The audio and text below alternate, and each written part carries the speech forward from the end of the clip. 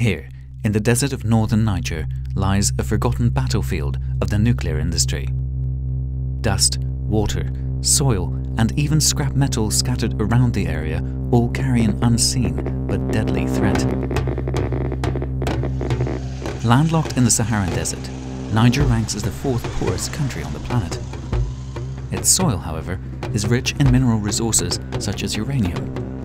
It's this precious metal, providing the fuel for nuclear reactors, which drew the French nuclear industry to the region in the 1970s. Lured by the economic promise of the mining operation, settlers from Niger soon followed. Now, the twin mining towns of Akokan and Ali sit among a legacy of industrial waste, environmental destruction, and radiation. Al-Mustafa Al-Hassan heads a local organization which has been protesting the effects of the uranium mining by French company AREVA. While sounding the alarm bell at an international level, his priority is to inform the local people of the hidden danger. Les gens, non, je vais dire, ils n'ont pas peur puisqu'ils ne savent pas de quoi est fait la radioactivité, ils ne connaissent pas c'est quoi la radioactivité.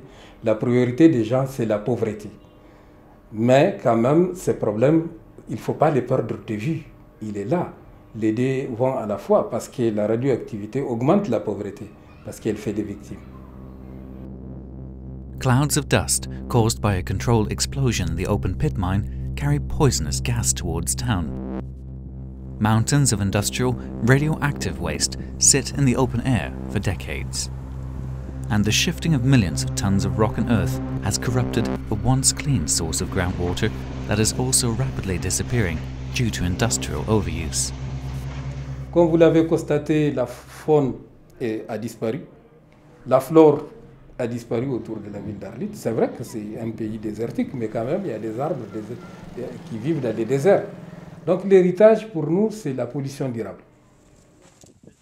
An independent investigation of radiation levels and the impacts on human health and the environment has never been carried out. But in November 2009, Greenpeace and its partners were able to conduct a brief scientific investigation of the area. They measured radiation levels in and around the mining towns. In some cases, readings went over 100 times above internationally recommended levels. Just within a few days, we found that the people of these villages are exposed to unacceptably high levels of radiation caused by radioactive materials in the street, radioactive scrap metal in the market, and it clearly shows that the mining companies owned by AREVA are not taking care of the problems. Soil and water samples taken by Greenpeace were investigated by the French Nuclear Research Institute, CRIRAD, in Valence. Its findings further confirm the radioactive contamination of the region. Les analyses qu'on a pu faire montrent d'abord la persistance de la contamination en uranium. Sur 4 des 5 échantillons d'eau, la quantité d'uranium dépasse les recommandations de l'Organisation mondiale de la santé. Ensuite, la présence d'autres substances radioactives, dont le radon, qui est un gaz radioactif et qui est dissous dans l'eau. Et puis la pollution par des éléments chimiques, par exemple des nitrates, de l'ammonium, du molybdène, à des concentrations pour les nitrates et le molybdène qui dépassent là aussi les recommandations de l'OMS.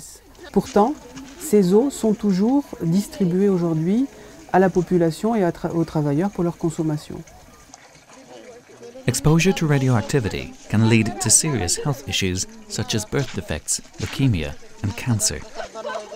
AREVA claims conditions in the mines and their surroundings are safe and radiation levels are being monitored. 2 local hospitals, funded by the company, check the health of workers and the rest of the population. Les principales pathologies qu'on a ici sont les toux, les diarrhées, les dermatoses. Et donc ces pathologies sont pratiquement les mêmes qu'on retrouve dans les autres régions du pays. Ce n'est pas du tout lié aux radiations. AREVA, however, fails to mention that the hospitals lack the equipment and expertise to properly diagnose cancer. Many ex-workers are already suffering from unexplained diseases. Almost 10 years ago, laundry worker Jigo Zaki collapsed during his work at the Somaïr mine. Since then, he's been forced to retire, his hands and legs now paralyzed.